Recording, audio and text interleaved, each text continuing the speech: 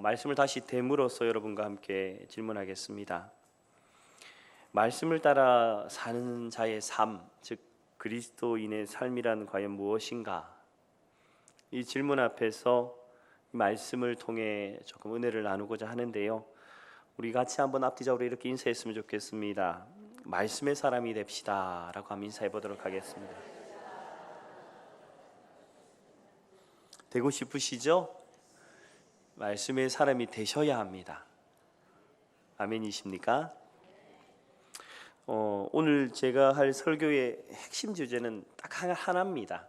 딱 한 가지 말로 말하면 바른 자리, 바른 위치에 대한 내용입니다. 신앙은 결국 바른 자리, 바른 위치에 있을 때 온전한 신앙, 온전한 능력으로 이 땅에 온전한 신앙의 삶을 살아갈 수 있습니다. 창세기에 보면 에덴 동산에서 사단이 유혹했던 것이 무엇이냐면 위치와 자리에 대한 유혹이었습니다. 창조주의 자리, 피조물의 자리, 하나님의 위치, 사람의 위치에 대한 문제를 가지고 유혹하였고, 그 자리와 위치의 문제가 무너졌을 때에 영생이 영벌로 변하고 생명이 사망으로 변하게 되었습니다. 이 문제는 고스란히 우리의 신앙에도 동일하게 적용됩니다. 그리스도 예수 안에서 말씀을 따라 살아가는 우리가 하나님의 자녀로 이 땅의 삶을 살아갈 때에 우리에게도 동일한 이 유혹이 있습니다. 이 자리와 위치에 대한 문제들이죠. 사랑하는 성도 여러분, 예수를 따라 살아가는 우리의 삶에 이 자리와 위치에 대한 유혹들이 느껴지십니까? 혹은 그 위치와 자리의 문제의 유혹 속에 이미 빠져서 허우적대고 계시진 않습니까? 오늘 이 문제에 대해서 조금 말씀의 본문은 우리에게 좋은 은혜들을 나눠주시는데요.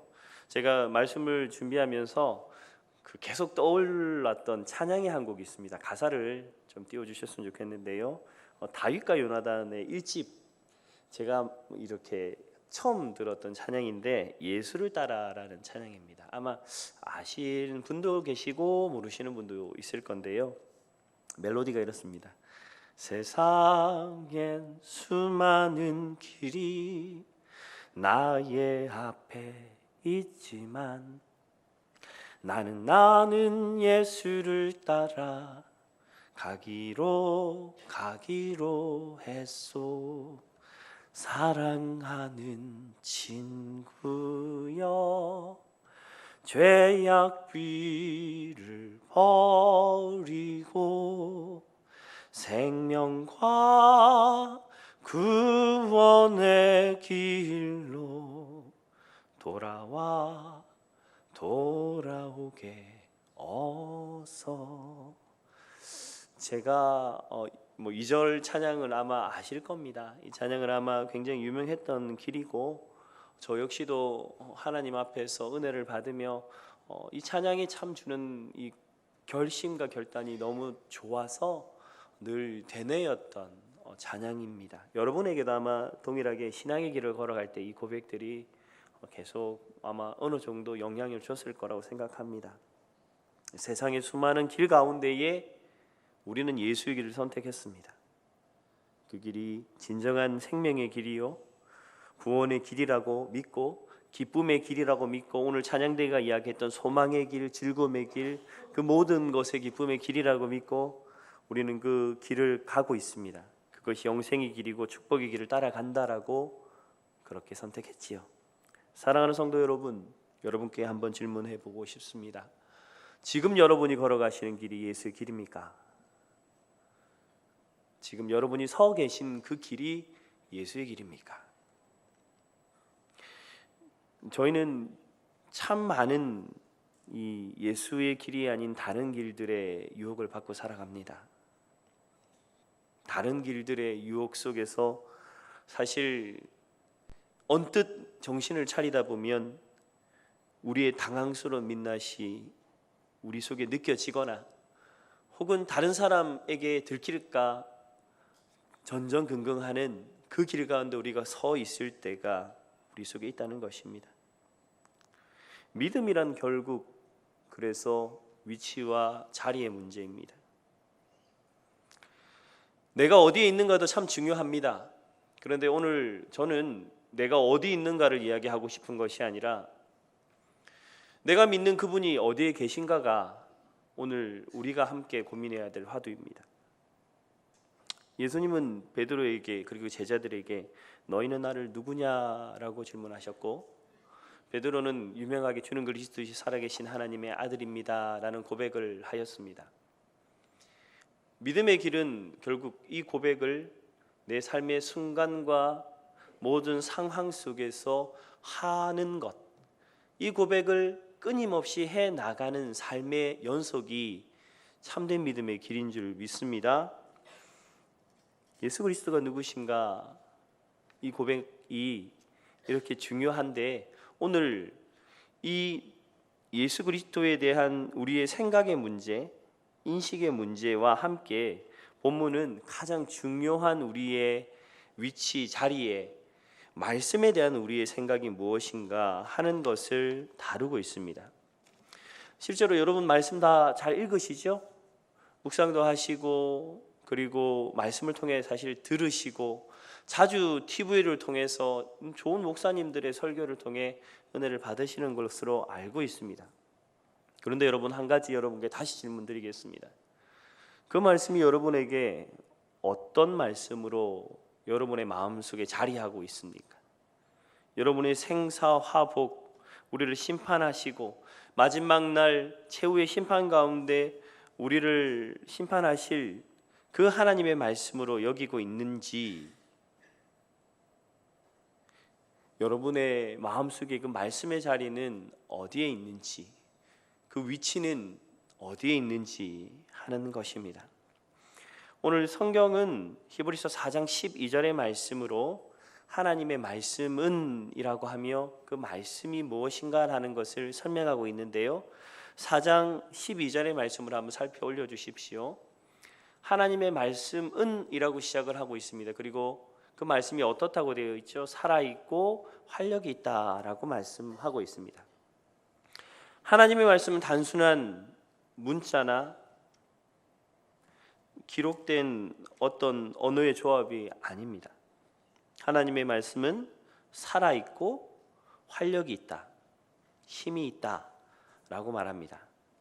하나님의 말씀에 대해서 디모데후서 3장 16절의 말씀에는 모든 성경은 하나님의 감동으로 된 것으로 라고 되어 있는데요, 여기서 하나님의 감동으로 된 것으로 라고 하는 이 부분의 영어식 표현이 All Scripture is God breath라고 되어 있습니다. 하나님의 호흡으로, 모든 성경은 하나님의 호흡으로 된 것으로 라고 말씀은 기술하고 있습니다. 사람을 만드실 때에 그 코에 생기를 불어넣으신 하나님의 말씀, 그 말씀과 똑같은 단어이지요. 생명의 호흡, 그리고 그 말씀이 선포되었을 때에 사람이 생명이 되고 생기를 얻고 생명이 얻었던 그 하나님의 호흡이 곧 말씀이다라고 기록되어 있습니다. 다시 히브리서 4장 12절의 말씀을 다시 돌아가서 보면, 그러면 이 하나님의 말씀이 살아있고 활력이 있다, 즉 힘이 있다라고 말씀하시는 이 말씀은 우리의 삶들 속에 그 말씀이 선포되어질 때에 하나님의 호흡, 즉 생명이 드러나고 회복이 드러나고 능력이 드러나게 하는, 우리를 살리시는 말씀이라는 것입니다. 단순한 텍스트, 글자가 아니라는 것이죠. 이것을 우리를 알고 이것을 우리가 발견하여야 됩니다. 이것을 우리가 알 때 우리는 말씀을 대하는 태도가 달라지게 됩니다. 우리 스스로를 한번 곰곰이 살펴보십시오. 우리가 말씀을 대할 때나 설교를 들을 때도 마찬가지입니다. 우리는 언젠가부터 이 생명을 주시는 하나님의 호흡 되시는 하나님 말씀을 들을 때 하나님의 말씀을 깨닫는다라는 이 위치에 멈춰섭니다. 여러분, 하나님의 말씀을 깨닫는 것이 바를까요? 물론 깨닫는 과정이 필요하지만 그것이 끝이 되어서는 안 됩니다. 하나님의 말씀을 깨닫는 것에 멈춰버리는 것, 그것은 생명의 호흡 되신 하나님의 말씀을 제한하는 것입니다. 우리는 이성으로 생각합니다. 그리고 어떠한 것을 듣게 되면 이것이 바른가 아닌가를 깨닫게 되고 그것들로 인하여 우리의 감정이 움직입니다. 그 자리까지예요. 우리가 하나님의 말씀을 대하는 우리의 태도가 그 깨달음의 자리에 멈춰 있다면 여러분 벗어나십시오. 하나님의 말씀이 우리 속에 선포되어질 때에 우리가 늘 깨닫는 이 자리에서만 멈춰지고 감정적으로 고양되어지는 감정적 기쁨이나 어떤 우리 속에 주는 그 충만한 감정의 회복들, 이것만에 멈춰 있기 때문에 여러분 목마른 것입니다. 말씀을 듣고 세상에 나가 또다시 그 목마름들을 찾아서 헤매는 그 악순환이 반복되는 이유는 우리가 하나님의 말씀을 깨닫는 것으로 치부해버리고 하나님의 말씀을 그 정도 수준으로만 여기기 때문입니다. 사랑하는 성도 여러분, 우리가 회복되어야 될 고백은 이 하나님의 생명의 말씀이 진짜 내 심령 가운데 생명이 되는 수준까지 달리달굽이라고 말씀하실 때에 어린 소녀가 일어났듯 예수 그리스도의 말씀이 선포되어졌을 때에 일어났던 그 사건처럼 그 말씀의 생명이 지금 내게 내 속에 들어와 생명이 되는 그 자리까지, 그 말씀이 내게 온전하게 드러나는 그 자리까지 갈망하여야 한다는 것입니다. 왜요? 하나님의 말씀은 생명의 능력이시기 때문이지요. 하나님 말씀을 제한하지 마십시오. 내가 하나님 말씀 깨달았다는 것으로 만족하지 마십시오. 그것이 내게 감정적인 어떤 즐거움을 주고 내게 유익을 줬다고 하여 그것으로 내가 무엇을 얻었다라고 착각하지 마십시오. 하나님의 말씀은 생명입니다. 여러분의 심령 속에 그 말씀이 선포되어질 때에 그것이 생명이 되어져야 합니다. 그런 간절함의 자세로 하나님 앞에 서야 됩니다. 그래야 여러분이 삽니다. 목마르지 않습니다. 하나님 주신 충만함으로 섭니다. 예배의 자세가 달라집니다. 찬양할 때 눈물이 나고 하나님 앞에 말씀을 들을 때에 내 심령이 떨림으로 하나님 앞에 서게 되는 것이지요. 언젠가부터 우리는 그것을 잃어버렸습니다. 예레미야서 2장 13절에는 백성들이 하나님을 떠나서 보였던 두 가지 죄악들을 말하고 있습니다. 내 백성이 두 가지 악을 행하였나니 곧 그들이 생수에 그는 데는 나를 버린 것과 스스로 웅덩이를 판 것인데 그것은 그 물을 가두지도 못할 터진 웅덩이니라. 사랑하는 성도 여러분, 하나님 말씀은 오늘 본문이 기록된 것과 같이 살아 있습니다. 활력이 있어 능력이 있고 힘이 있습니다. 그 하나님의 호흡이 진짜 우리 안에 생명이 되는 것, 그것이 하나님이 우리에게 말씀을 주신 이유인 줄 믿습니다. 그러니 여러분, 우리가 하나님 앞에 말씀의 위치를, 말씀의 자리를, 그리고 그 말씀과 위치의 자리를 바꾸기 위해 우리의 태도를 회복해야 할 줄 믿습니다. 말씀에 대한 나의 위치를 바꾸십시오. 내가 말씀을 깨닫고 이해하고 감동받았다라고 이야기하는 순간 말씀은 내 발밑입니다. 내가 이해하고 내가 감동받지 않으면 그 말씀은 내게 의미 없는 말씀이 되는 것이죠. 그게 신앙이지 않다는 것을 여러분 아시지 않습니까? 말씀은 하나님의 생명과 능력이요 우리를 살리시는 권능이시라는 것을 믿고 그 말씀을 생명 그대로 받아들이는 여러분의 태도가 되길 소망합니다. 말씀의 위치와 자리가 나의 위에 내 모든 삶의 것을 주관하시는 온전한 자리 위에 다시 회복되어지길 축원합니다. 그것이 우리 속에 일어나야 됩니다. 제가 말씀 요구하면서 좀 기대감이 생겼어요. 왜냐하면 우리 전도부 분들이 하나님의 말씀을 전하시는데 이게 진짜 하나님 말씀이 능력이 있구나라고 하는 이 믿음을 가지고 정말 이 말씀을 선포할 때에 예수 믿지 않는 사람들의 심령이 어떻게 변할 건지, 또 하나님을 모르는 그렇게 흑암에 있는 묶여있는 분들도 계시거든요. 그 속에 말씀이 선포되어질 때 어떤 놀라운 하나님의 능력이 나타날지 기대가 잠깐 됐습니다. 저는 우리가 그것을 회복할 때에 우리의 삶들 속에 하나님이 주셨던 권능과 삶의 다양한 하나님의 풍성함들이 회복되어질 줄 믿습니다. 여러분 기억하세요. 위치와 자리의 문제입니다. 예수 그리스도와 말씀을 어느 위치의 자리에 놓아 드릴 건지에 대한 고민들을 늘 하셔야 됩니다. 이게 교묘하게 속이거든요. 교묘하게 속이면 내 속에 건조해지고 딱딱해지고 굳어지고 느낌이 없어져요. 제가 다음 것까지 말씀드리고 있어요. 자, 그렇다면 말씀은 또 우리에게 어떻게 역사하시는가 한번 보도록 하겠습니다. 4장 12절 중반절의 말씀인데요. 한번 말씀을 띄워주세요. 자, 하나님의 말씀은 살아있고 활력이 있다라고 했습니다. 근데 이제 그 하나님의 말씀은 그럼 과연 어떻게 우리 속에 역사하는가? 빨간색 표시로 좌우의 날새는 어떤 것보다 예리하여 마음과 생각의 뜻을 판단하시나니라고 성경은 우리 속에 기술되어 있어요. 말씀의 이 검이 날카롭다, 세밀하다는 거죠. 마치 수술을 하는 사람이 세밀하게 그 환부를 도려내듯이 그 말씀에 기능이 있다는 겁니다. 검과 같이 잘라내고 꿰뚫어내고 또 마음의 생각과 뜻을 판단하신다는 말씀처럼 숨길 수 없다는 거예요. 말씀에 비춰 우리의 심령을 숨길 수 없다는 겁니다. 우리가 말은 하나님 앞에 선하게 하고 또 어떤 행동을 선택할 때에 사람들이 보기에는 저 사람 믿음 있어라고 보이지만 하나님 말씀 앞에 비춤 보면 그 속에 숨어 있는 죄악된 의도가 드러난다는 겁니다. 하나님 말씀은 그렇게 우리 심령 가운데에 날카로운 검과 같이 역사하시는 거예요. 그래서 우리의 삶들 속에 필요한 한 가지 태도가 있습니다. 아니, 말씀에 비춤 받아 참으로 살아가는 사람들에게 드러나는 특징이기도 하고 우리가 추구해야 될 것이 있습니다. 그것은 정직함이에요.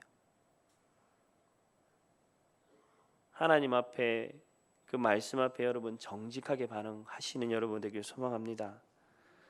우리의 마음과 생각을 양날의 날쌘 검과 같이 쪼개시며 구분하시며 분별하시는 그 중심을 아시는 하나님 앞에 여러분 중심을 다하여 정직하십시오. 여러분이 만약 하나님에 대한 위치와 자리를 정말 온전한 자리 위에 두고 있다면 여러분 하나님 앞에 정직하지 않을 수 없습니다. 여러분이 첫 신앙과 첫 사랑을 받았을 때에 내 속에 들어온 죄악 때문에 몸부림치며 힘들어했던 기억들을 여러분 가지고 계실 줄 믿습니다. 근데 그것이 첫사랑의 것이라고 치부하지 마십시오. 하나님의 말씀은 우리를 늘 첫사랑 가운데 서게 합니다. 하나님의 말씀은 우리를 첫 신앙의 그 감격 속에 세워주십니다. 죄악으로 인해서 몸부림치게 하고 그것들로 인하여 날마다 하나님 앞에 나가게 하는 것, 그것이 말씀의 능력의 역사인 줄 믿습니다. 얼마 전에 그 개봉했던 다큐멘터리가 있어요.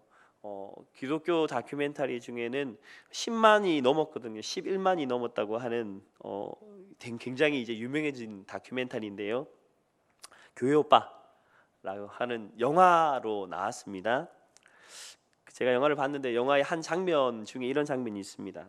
그 교회 오빠 내용은 아마 아실 거예요. 이제 돌아가셨고 그 암투병 하셨던 이관희 집사님이 생을 마감하는 순간까지 그 하나님 앞에 몸부림치며 살았던 그 삶의 기록들이 다큐멘터리로 내어져 있는데요.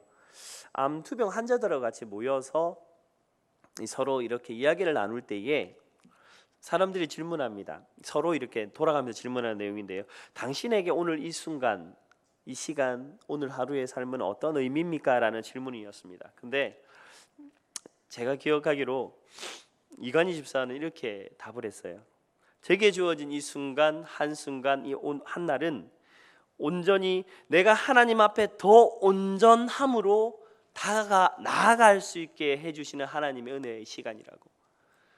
매일의 삶의 모든 순간과 내게 주어진 모든 순간의 모든 것이 내가 하나님 앞에 온전하게 나가기 위해 하나님이 내게 주신 은혜의 시간이라고. 자신의 삶들에 주어진 그 시간을 하나님 앞에 온전하기 위해 발부둥치는 그 삶의 시간으로 그는 인식하고 있었다는 것을 저는 그 내용의 그 장면에서 기억을 해봤습니다. 여러분에게 오늘 지금 이 시간, 이 순간, 이 오늘 한 날이 어떤 의미이십니까? 여러분에게 주어진 이 순간의 날들이 정말 하나님 앞에 정직한 한 날이 되고 순간이 되길 소망합니다. 정직하다는 것은 결국 내가 하나님 앞에 나아간다는 겁니다. 하나님 앞에 몸부림친다는 겁니다. 내 속에 들어있는 작은 죄악으로 말미암아 몸부림치며 아파하며 하나님 앞에 나의 연약함들을 토설하며 나간다는 것입니다. 그러니 정직해지십시오. 여러분의 심령을 두루 살피시고 감찰하시는 하나님의 그 말씀 앞에 여러분의 심령이 정직히 섰을 때 여러분의 생명이 살아나고 여러분의 굳었고 묻어져 있었던 여러분의 심령의 느낌과 감각이 다시 한번 주님 앞에 죽었던 심장이 일어나듯 다시 박동치게 될 줄 믿습니다. 여러분, 이 말씀 드려야 되나 싶어서 제가 사실은 몇 번을 고민했습니다. 우리의 심령이 딱딱하게 굳어져 버리고 무뎌지고 잊어버리는 그것에 우리의 태도는 이제 태도에 관련된 부분들은 정직함으로 드러나야 되는데 우리가 유혹을 받다가 우리의 신앙이 왜곡될 수가 있어요. 우리가 하나님을 믿노라 하면서도 우리가 진짜 하나님을 못 믿을 때가 있어요. 우리가 만들어 놓고 살짝 왜곡시켜 놓은 하나님. 요즘에 이런 책들이 있더만요. 내가 만들어낸 신, 내가 만든 하나님, 뭐 이런 책들이 있던데요. 아마 그런 영성가들이 그런 것들을 잘 보신 것 같은데 잘 살펴보십시오. 우리의 신앙에서 우리가 바라보는 하나님이 정말 말씀 속에서 정말 우리 속에 일하시는 하나님인지 아니면 내가 만들어낸 교묘하게 거짓된 모습으로 나 스스로 만들어 놓아서 내가 믿기 편하게 만들어 놓은 그런 하나님의 모습으로 내가 믿고 있으면서 내가 종교 생활을 하는 그 과정을 신앙이라고 착각하고 살지는 않는지 죄송합니다. 제가 몇 번을 망설였는데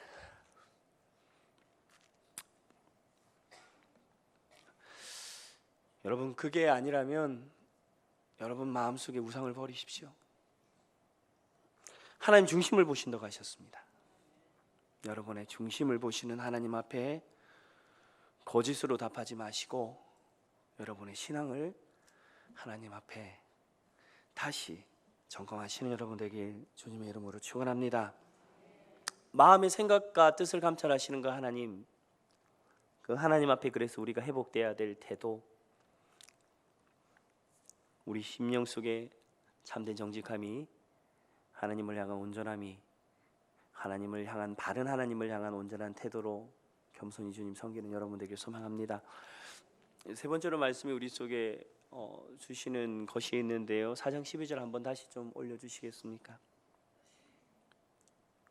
히브리서 4장 12절의 말씀이 이 세 번째로 우리 속에 이렇게 말씀하시죠.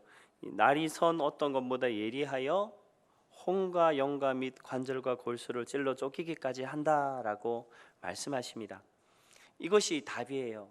우리가 우리의 심령 속에서 우리 속에 왜곡이 일어나는 이유의 답이 여기 있습니다. 이것은 혼과 영을 갈라 쪼갠다라고 하는 것을 잘 보셔야 됩니다.